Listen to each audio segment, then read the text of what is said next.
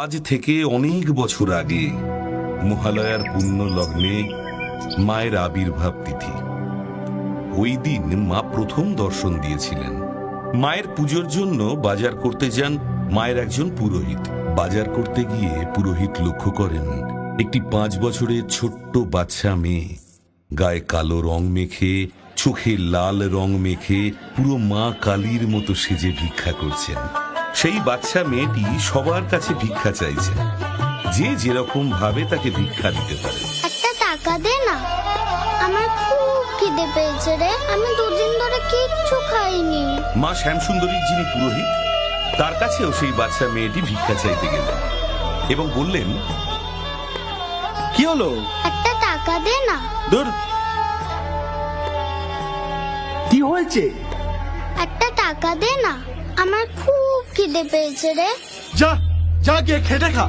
তখন সেই পুরোহিত বাচ্চা মেয়েটিকে ধাক্কা দিয়ে ফেলে দেন।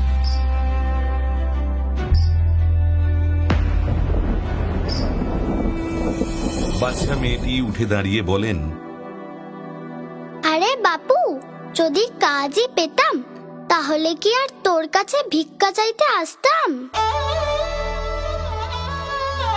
এরপর বাচ্চাটিও চলে যায়। আর পুরোহিত তার পছন্দের মতো মায়ের ভোগ করার জন্য মিষ্টি, চাল, ডাল সবকিছু কিনে আনেন, অনেক বেশি বেশি করে। সেই দিন মায়ের অন্নভোগের ব্যবস্থা করা হয় এবং প্রচুর ভক্তের সমাগম হয়। পুজো চলতে চলতে হঠাৎ পুরোহিত লক্ষ্য করেন যে মহাদেব আছে, অথচ মা নেই। মহাদেব যেন মৃত মানুষের মতো শুয়ে আছে। দুপা পিছিয়ে কেউ আছে? সেই মুহূর্তে একটি পা যেন মহাদেবের বুকে ধপ করে পড়ল। তার গা ভয় শিউরে ওঠে।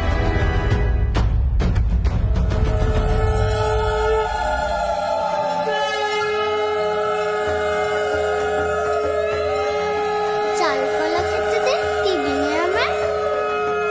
আমি শুধু বড় লোকের মা নই রে, আমি গরিবেরও মা।